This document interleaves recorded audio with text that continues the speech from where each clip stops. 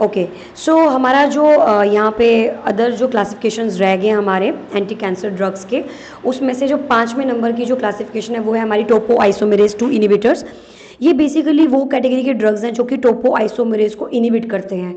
इस टोपो आइसोमेरेज का काम क्या होता है, जो आपका डीएनए है वो हेलिकेज की मदद के साथ अपने आप को अनबाइंड करता है, ओपन होता चला जाता है, और एक तरफ से वो जो टैंगल्स ना बन जाएं उस चेन में, उस टैंगल्स को प्रिवेंट करने के लिए टोपो आइसोमेरेज जो है वो काम करता है। तो यहाँ पर ये जो मेडिकेशन है ये इसी टोपो आइसोमेरेज को ब्लॉक कर देगी। एग्जाम्पल के तौर पे हमारे पास आ जाता है इटोपोसाइड एंड टेनिपोसाइड। ओके, आप देख सकते हो। So basically let me write it down, etoposide, okay, and टोमिपोसाइड।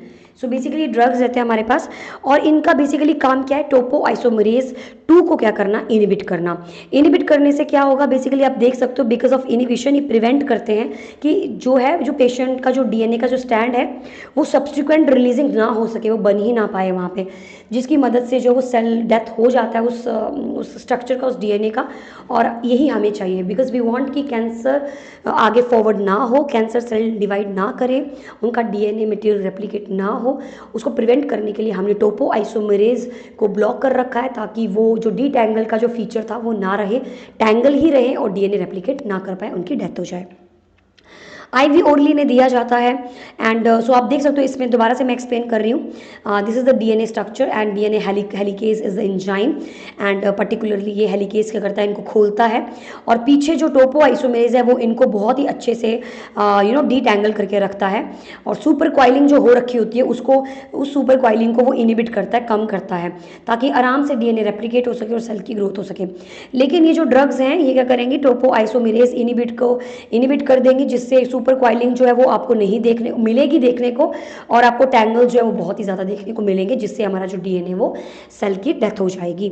Next हमारे पास क्लासिफिकेशन आती है, that is anti cancer drugs, antibiotics की क्लासिफिकेशन। इसमें मैं चाहती हूँ आप 3 ड्रग्स को याद रखें, dactinomycin, okay, the number 2 is daunorubicin and डॉक्सोरुबिसिन।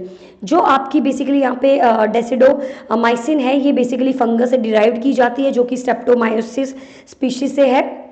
ये बेसिकली क्या करते हैं, ये गुआनिन और साइटोकाइनिन को ब्लॉक कर देते हैं, जिसकी वजह से ट्रांसक्रिप्शन ही नहीं हो पाएगा, ना ही डीएनए बन पाएगा, ना ही आरएनए की सिंथेसिस हो पाएगी, और इस प्रकार से जो आपका डीएनए है, जो सेल है, वो मल्टीप्लाई ही नहीं कर पाएगा।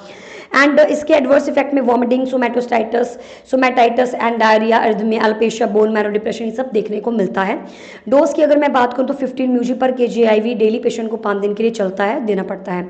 दूसरा जो ड्रग जो एंटीबायोटिक है, जो कि एंटी कैंसर के क्लासिफिकेशन में आता है, दैट इज डियोनोरुबिसिन, जो कि रुबिडोमाइसिन इसका दूसरा नाम है। डॉक्सोरुबिसिन जो है वो आपका इसका 3rd क्लासिफिकेशन एंटीबायोटिक का। And these are the anthracycline antibiotics. ये आपके एक एंथ्रासाइक्लिक कैटेगरी के ड्रग्स होते हैं। अगर मैं बात करूं डियोनोरुबिसिन की, तो इसके बारे में क्या पता होना चाहिए, ये बहुत ही लिमिटेड यूज़ होता है इनका, और ये सिर्फ एक्यूट माइलॉइड ल्यूकीमिया एंड आपके एक्यूट लिम्फोब्लास्टिक ल्यूकीमिया में ही दिए जाते हैं। इनको ज़्यादा डीपली हम लोग कैंसर में पढ़ेंगे, तो अभी मैं यहाँ पे लीव कर रही हूँ। नेक्स्ट आता है डॉक्सोरुबिसिन। डॉक्सोरुबिसिन इकलौता एक ऐसा आपका ड्रग है जो कि कार्डियोटॉक्सिक होता है।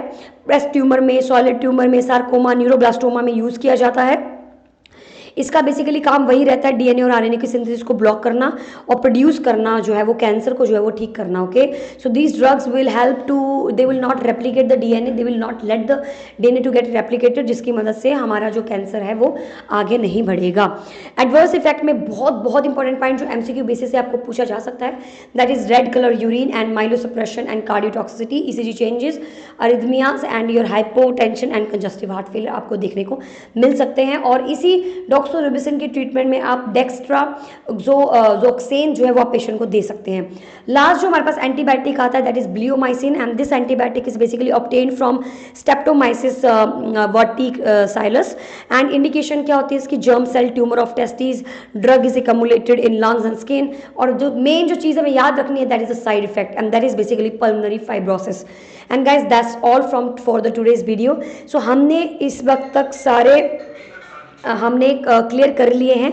हमने हर प्रकार के एंटीबायोटिक्स पढ़ लिए हैं, हमने एंटी कैंसर की जो क्लासिफिकेशंस हैं उनको 2 पार्ट्स में पढ़ा है। आप हमारे चैनल पे जाके देख सकते हैं, और आप हमें कांटेक्ट भी कर सकते हो अगर आपको कुछ कन्फ्यूज़न है तो आप हमें बता सकते हैं। सो बेसिकली कैंसर के 2 पार्ट्स हमने कवर किए, और तीसरा जो हमारा ये वाला पार्ट है, इसमें सिर्फ हमने कुछ सुपरफिशियली अदर क्लासिफिकेशन जो कि एंट्री कैंसर्स के अंदर ना आकर फिर भी वो कैंसर में मदद करती हैं ड्रग्स, उनके बारे में बात की है। So thank you so much for watching this video.